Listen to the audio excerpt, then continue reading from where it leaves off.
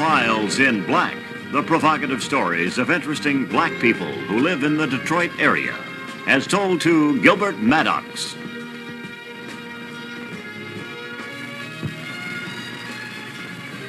Profiles in Black visits this week with a man who has broken the color barrier in the highly creative and competitive field of professional photography. Several weeks ago, he launched a major exhibition of his photographic art at the Detroit Institute of Arts. His display, entitled "The City Within," depicts the human condition of our city, 2 years after the devastating riots of July 1967. In the introduction to the booklet to your show, there's the following quotation. "The racial chasm in Wayne County has been narrowed somewhat, but a gap still exists despite the studies and the dialogues. To bridge that gap, one must well know the soil on both sides of the precipice. It requires someone with a foot planted in both camps, interpreting one side to the other, assuaging the anxieties of both. Such men are rare, but then J. Edward Bailey is a rare man." Do you see your role as providing a communication channel between the two races? In a small way, Gil, I do. I've had a chance to work for the past 8, 9, 10 years or so with some of the leaders of our city, and I find that these men are trying to foster some sort of bond inside of our town. I know both the blacks, I know the whites, and I find that both factions are asking the identical questions, the very same questions.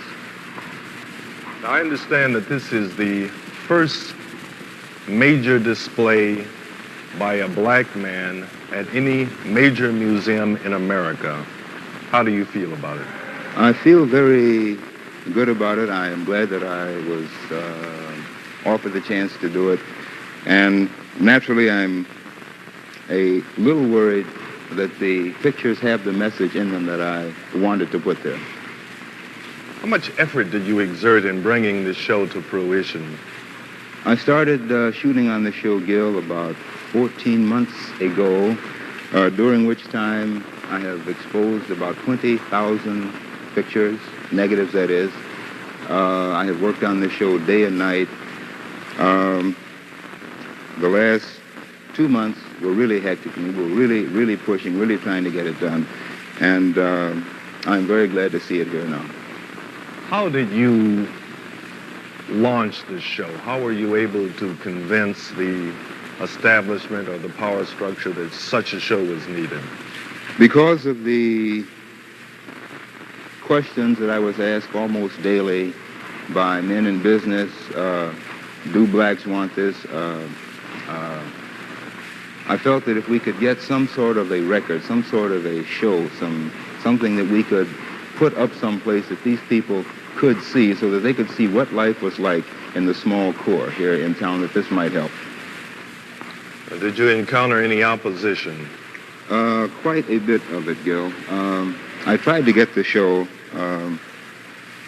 funded on my own.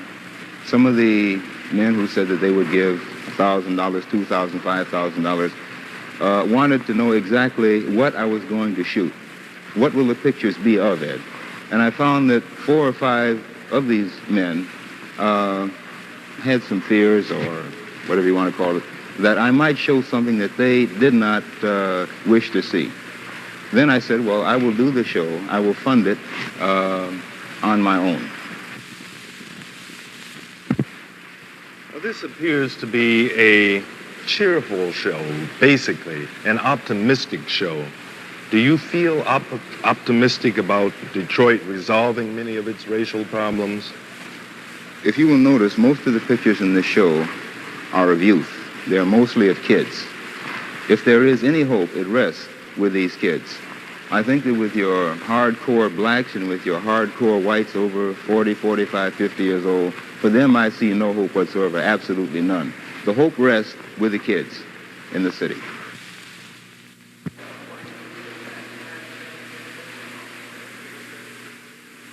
Ed, of all the photographs in this display, which are your favorites? Gil, the one here I especially like because it shows a change. The process fellow here in front. This is 1940. This is 1950.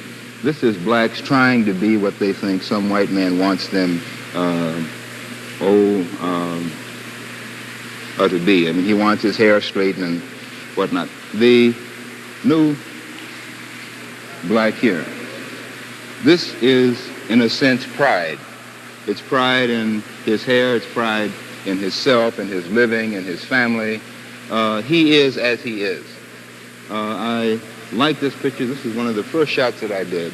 And to me, it is a sort of a theme of the show. The old Negro, if you will, is on his way out, and the new black is in. Also, there is another series of pictures that I like, Gil. The ones, the white girl and the black fellow seated. Right. Why? Because it shows people making judgments about things that are really none of their business at all. And each person that passes makes some sort of judgment, and I think basically this is part of our problem, is that a number of people like to make judgments about other people's actions, their lives, and they make judgments based on a hate for things about which they know very little.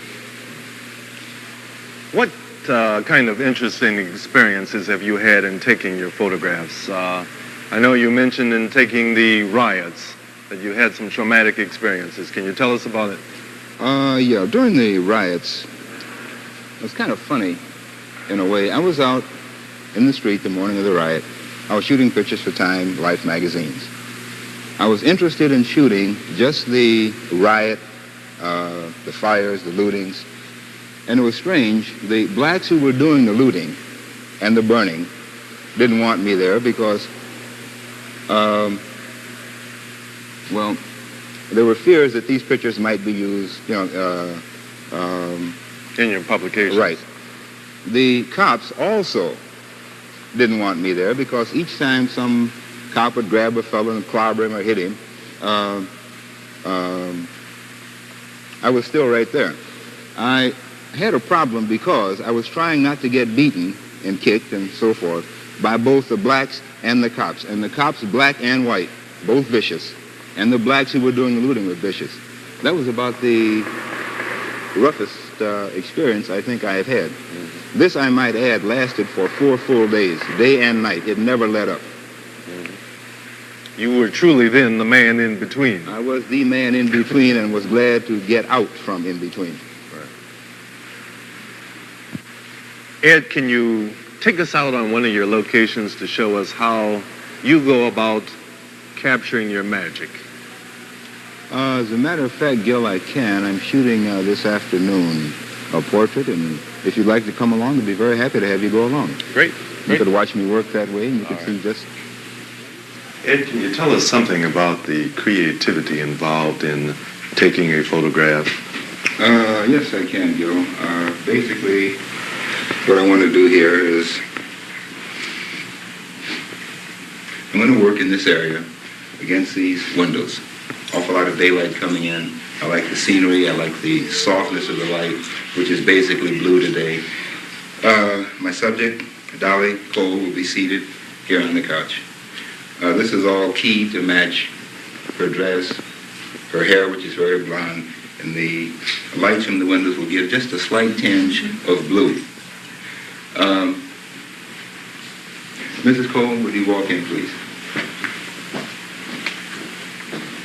Which way shall I stand? I'd like to have you seated here. This way? That is exactly correct, yes. And I want to bring you up, just a trifle, bring you up just a little bit so that you're very comfortable on the back there. Now with your hand, I think I'd like to have your arm here and like this here. I don't want you to freeze up, or I just want you to relax, just sort of be at ease. Would you lean in just a trifle for me, Mrs. Cole? Also, Gil, we will have just a tinge, just a touch of color from the flower sitting in the vase on the table. Those will be very, very soft in color. This is basically how I will start. Does that answer some of your... Yes, that tells me exactly. I accompanied Ed to his home in northwest Detroit.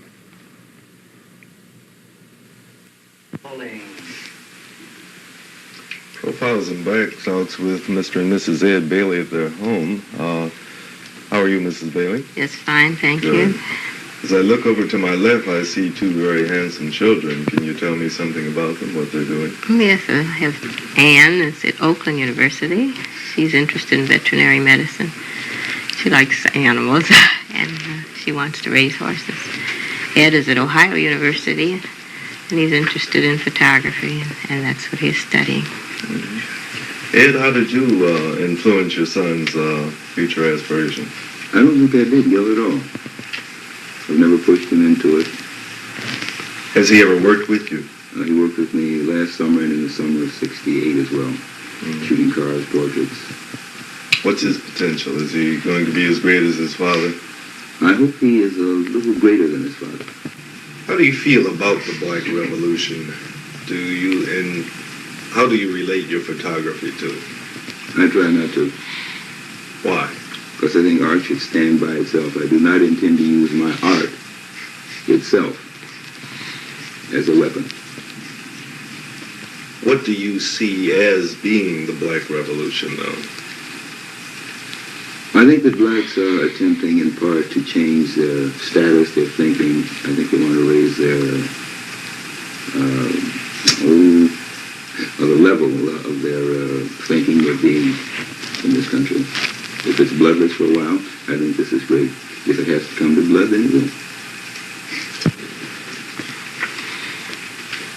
What do you want to do in the future? What are your aspirations? Exactly what I am now doing. Have you thought of moving over into the area possibly of cinematography, or have you done anything? I have done some. I have a movie which I plan to shoot sometime around 1971. What's it about? I'd rather not tell you, Gil. Okay. Ed, what publications do you work for? I work for Time, Life, Fortune, Stern, Do, Business Week, and about 15 others. How did you get started taking photographs for the publications? I won a prize from Life magazine in 1952. And from this point, I actually pushed very, very hard. I really pushed my name as hard as I possibly could. Ringing doorbells, writing letters, mailing photographs out to clients, other magazines, editors, that sort of thing. Are you often compared with white photographers in the field? Unfortunately, I think, Gil, that most whites would look at me and say, oh, he's going to be another Gordon Parks. And I think this is because their minds are warped. I would like to be thought of at least as my own man, doing my own thing, my own way. Almost never has a white said, oh, he's like Weston, or he's like Irving Penn, or he's like Bert Stern. They always look for a black reference. Every boxer, Joe Louis. Black cameraman, Gordon Parks. It's appalling to me, really. I would just like to be Ed Bailey, who takes pictures. If you watched TV earlier this evening or browsed through your favorite newspaper or magazine, you probably have viewed a profound revolution of which you may be unaware. I'm speaking of the revolution of the black model. You know, 10 years ago, it was the Nordic-looking blondes who had more fun, or the vivacious redheads who wore the slinky gowns in the fashion ads. But with the advent of that provocative slogan, "Black is beautiful," and the resultant emphasis on black pride, blacks are appearing in ever-increasing numbers on your television screens and in advertisements in the print media. Not only are they provocative and enchanting in these ads, but they also have dishpan hands, bad breath, and upset stomachs. Profiles in Black explores the fascinating world of the fashion model, as we talked earlier today with Bobby Johnson and her husband, Wayne Bradley, at their Carriage House in Indian Village.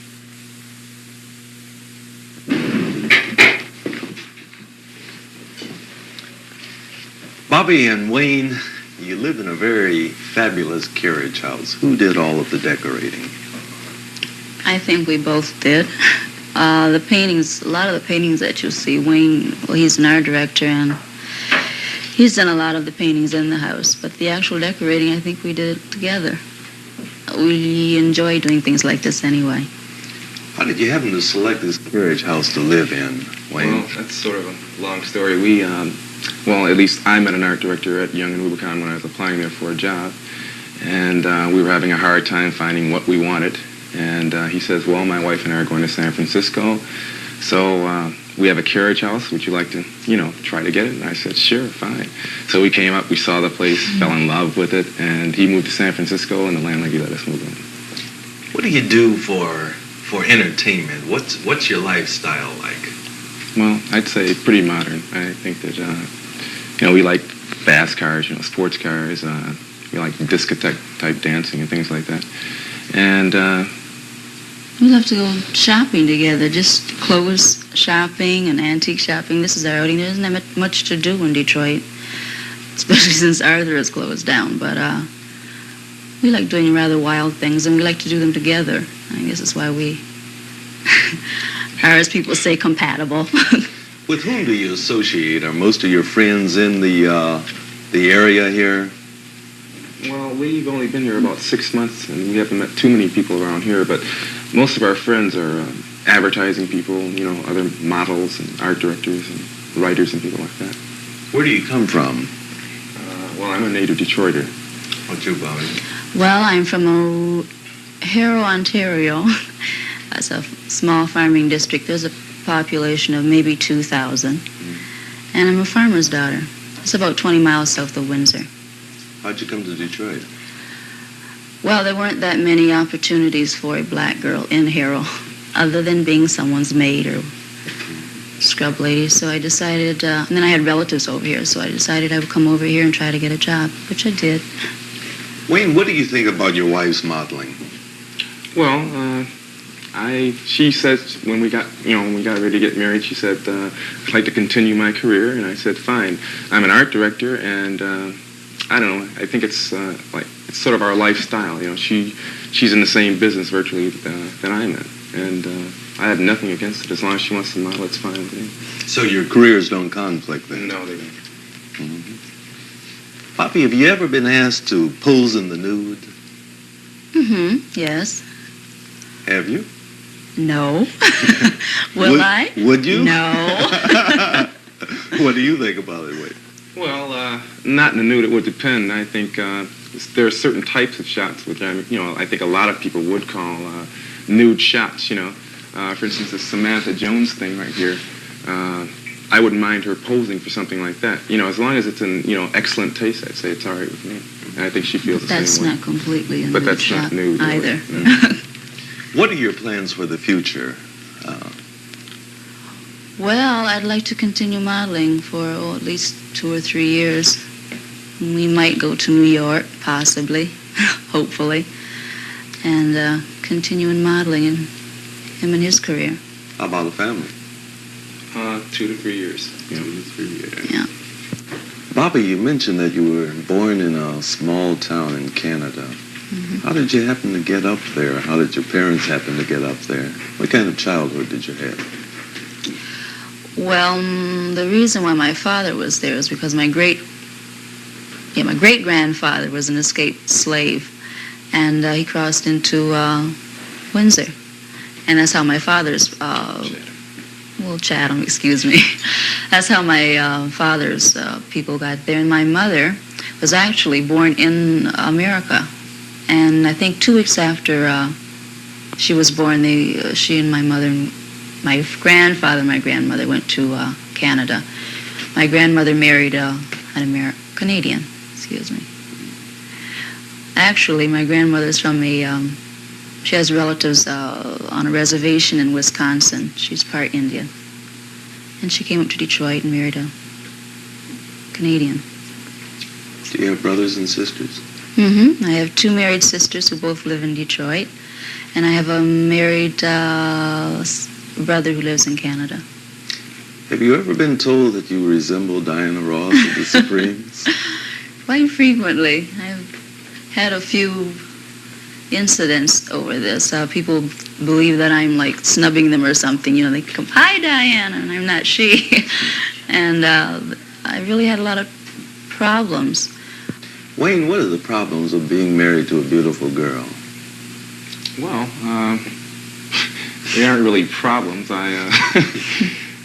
In a way, I kind of enjoy it. I have to admit that when I'm walking down the street with her, she's constantly being stared at. And little kids run up to her, and they're fascinated over her makeup, I guess. And there are a lot of male models who she works with, and they're constantly trying to, I guess, ask her out, and things like that. And other art directors and people like that. But there's no problem, you know, really.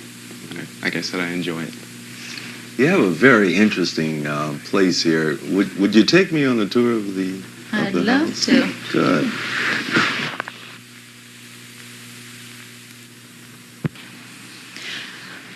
This is what we call our modern corner. 2 paintings there were done by my husband. Well, the picture on the right there is something I did of my wife using 2 of her friends, Ellen Chesney and Yvonne Delaney, who were 2 other Detroit models. And it's just my idea of her modeling career. It's got a little heart on her face there that says love. That's sweet. And it's very bright. I like bright colors. The one on the left is it's just a painting of her. My idea of a contemporary painting of my wife. Here we have some of our antiques in the dining room. The liquor cabinet here we purchased at the Salvation Army. We've been looking around, actually we're looking for a dining room set that day, and we ran into this and we just fell in love with it. And we bought that. And our table was purchased also at the Salvation Army for $25. And we've had antique dealers ask, could they purchase it like for $400? Well, and then in the living room there we have a 3-seater type of thing. It's an old Empire sofa that we purchased from our favorite antique dealer. I think it's about 100 years old, and it's in pretty good shape right now. Bobby, why do you think that white America has suddenly discovered that not only is black beautiful, but good for business as well, as far as modeling is concerned? Well, the photographers are turning toward the black model because it's easier for them to show up in the pictures and photographs. It's easier for them to show the clothes off because the colors come out better in the pictures. Also, there has to be, I guess, 1 out of every 4 Negroes, 1 out of every 4 models is a Negro now. I guess this is the way the world is going, and so it's good for white business, actually. What special attributes do blacks bring to the field of modeling? Is there such a thing as soul in modeling? I believe in a certain form there is. Black models have a tendency to be able to move more freely. It's born in them, I guess you could say. I instructed both Negro and white girls, and I noticed that the Negro girls did catch on a lot quicker because they were able to, in photographic work, they were able to move better, and it was just something that seemed to be born in them. What kind of modeling jobs do you prefer? I prefer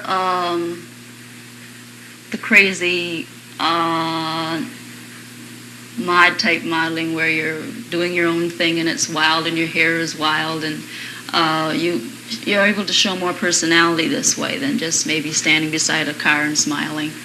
But I enjoy it all, actually. I met with Bobby at the studios of George Kawamoto, a professional photographer, and watched as she goes through some of her modeling pieces. Fine. Now, if you take your shoes off.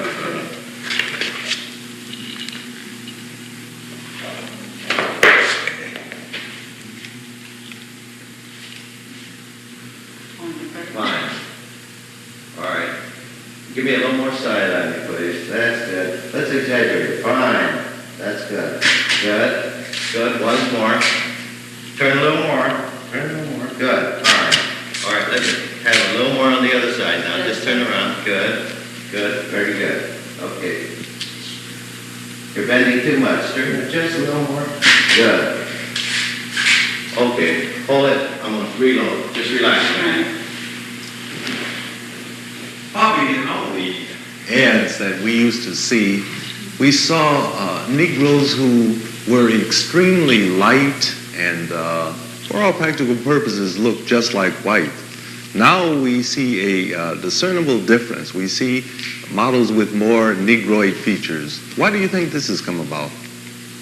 Because the world and people are becoming more for real. This is the way Negroes look, and the world is accepting this now. Not only Negroes, but the white people as well. And so for modeling purposes, they're using the Negroes with more Negroid features.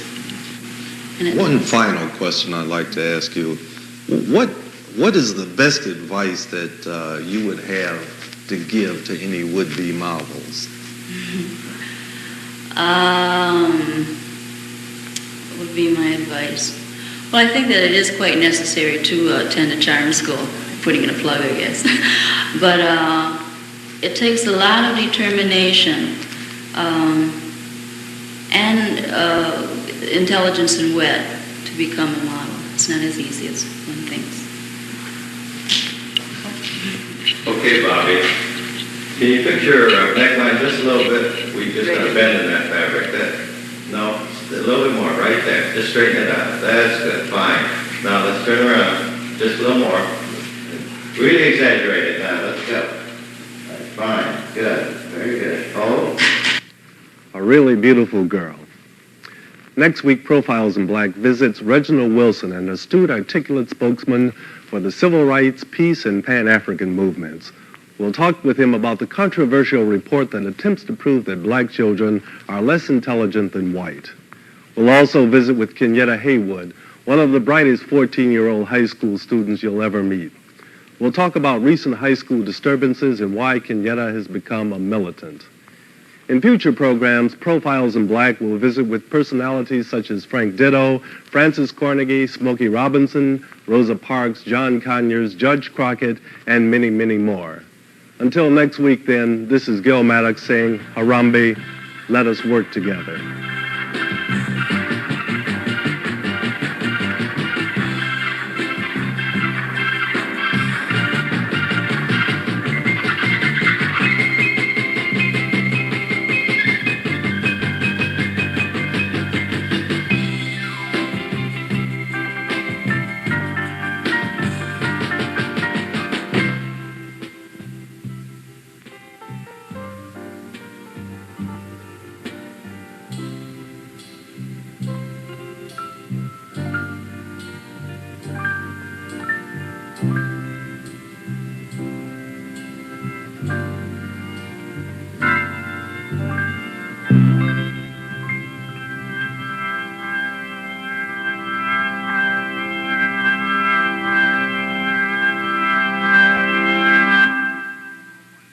Profiles in Black is a community service presentation of WWJ-TV.